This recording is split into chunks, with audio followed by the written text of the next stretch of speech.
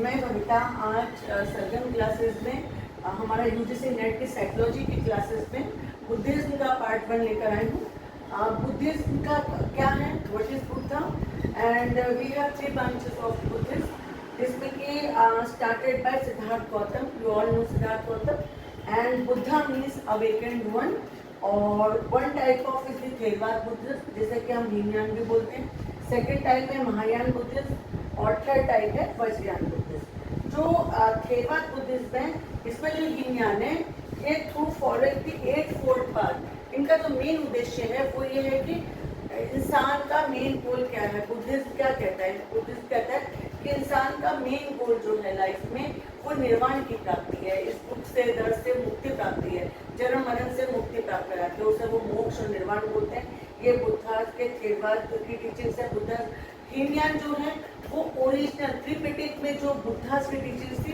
उसके ऊपर बेस्ड है, जिसमें कि वो जिसे हम एक तरीके से ओल्ड बुद्धिज्म भी कहेंगे। महायान में फिर बुद्ध की मूर्ति बनाकर पूरा शुरू हुई थी, जिसमें कि हम वो बाद में ये कांधार कला आती है, मथुरा कला आती है, जो कि बुद्ध की आप लोग बुद्ध की मूर्ति को देखते हैं, उसका थोड़ा सा डिटेल में कभी और बात करेंगे। आज हमारा बात होती है बुद्धिज्म पे, जो कि बुद्धा कौन है, सिद्धार्थ गौतम कौन है। तो ये जो गौतम है, सिद्धार्थ गौतम है, इसकी सभी जानते हैं। 29 साल की उम्र में ही अपने घर छोड़कर संन्यास हो गए थे। अपनी पत्नी यशोधरा को, पुत्र राहुल को छोड़कर संन्यास चले गए थे, क्योंकि इनके पिता ने, जो कि कपिलवस्तु के महाराजा थे, उन्होंने इस तरह से वहाँ पे मोहर बनाया हुआ था शत्रुघ्न ने, कि इनको ना तो कोई वृद्ध दिखता था, ना इन्हें कोई बीमारी दिखती थी, ना इन्हें कोई मृत्यु दिखती थी।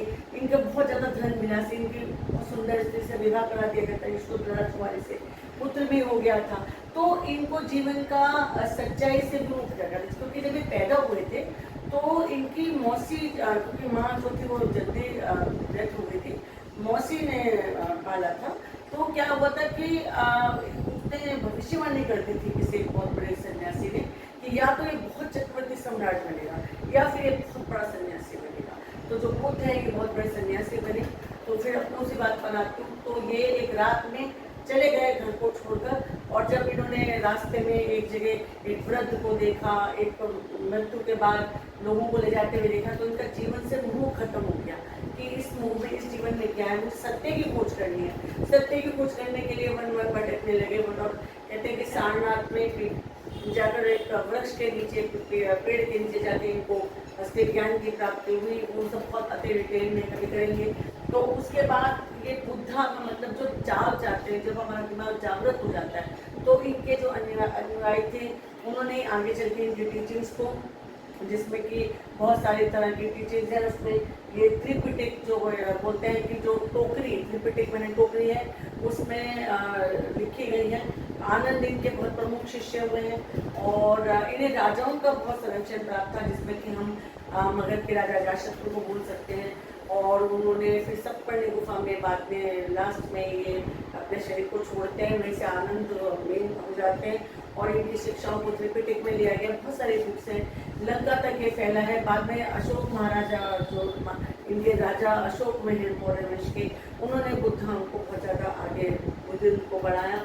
और इसमें जो मेरी आज मेन बात ये वाली करने की, बुद्ध है क्या। बुद्ध ये है कि हाँ, हमने जो जीवन में, जो हमारा जीवन है वो दुख, तृष्णा, हमारी जो इच्छाएं हैं, दुख का ये कहना है कि जीवन ही दुख है, और दुख का आधार क्या है, तृष्णा, हमारी इच्छाएं। और इच्छाओं को जब हम छोड़ देंगे, इच्छाओं का हम त्याग कर देंगे, तो हम जीवन में सुख और शांति को प्राप्त कर पाएंगे।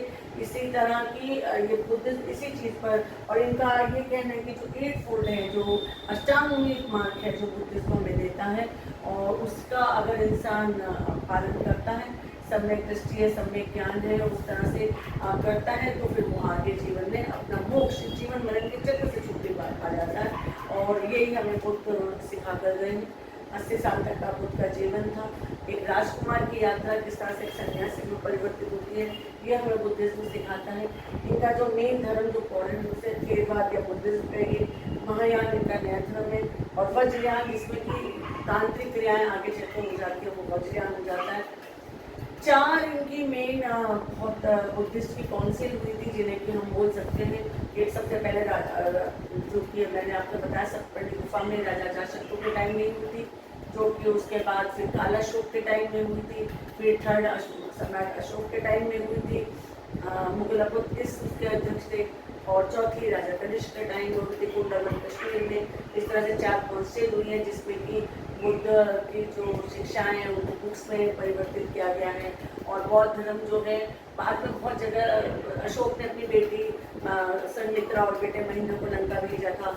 और इस तरह से एक चीनी यात्री फाइयान आता है और एक बाद में एक व्हील सांग आता है, जो कि बुद्ध के बारे में सुनकर, इनकी शिक्षाओं के बारे में सुनकर फाइयान तो ये गुप्त काल में ही आ जाता है, चंद्रगुप्त मौर्य के टाइम में, और व्हील सांग आता है राजा हर्ष के टाइम में, 6वीं शताब्दी में आता है। तो ये यहाँ से इतनी सारी बुद्ध की शिक्षाओं को लेकर जाते हैं। एक यूनिवर्सिटी होती थी नालंदा यूनिवर्सिटी। नालंदा यूनिवर्सिटी में बुद्ध की शिक्षाओं के ऊपर एक पूरा का पूरा नालंदा हमारा पौराणिक विश्वविद्यालय था, जो आप देखते हैं विश्वविद्यालय आप देखते हैं, उसमें बुद्ध के लिए क्षीरभद्र उनके गुरु होते थे, तो बुद्ध की शिक्षाओं की, योगिक शिक्षाओं को, तांत्रिक शिक्षाओं को भी और सब तरह की ज्ञान दिया जाता था। दूर दूर से लोग वहाँ पढ़ने आते थे। कहते हैं 10,000 शिष्य होते थे वहाँ पर। ये हमारी सबसे पहले जो विश्वविद्यालय हमारे देश का पौराणिक विश्वविद्यालय है, वो मतलब ये नालंदा कह सकते हैं। इससे पहले तक्षशिला था, तो हम नालंदा को बुद्ध की टीचर के मान सकते हैं।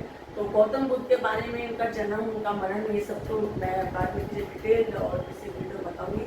आज का मेरा था कि what is Buddhism have 3 branches, Theravada, Mahayana, Vajrayana, जिसके बारे में मैंने अभी आपको बताया कि जिसमें कि थेरवाद क्या है, पौराणिक वाला है, महायान जिसमें कि बुद्ध की मूर्ति को पूजा जाती है, वज्रयान जिसमें तांत्रिक और क्रियाएं की जाती हैं, और थेरवादी कहते हैं कि हम अनफोल्ड और अष्टांगिक मार्ग को लेते हैं, तो जीवन में आज के लिए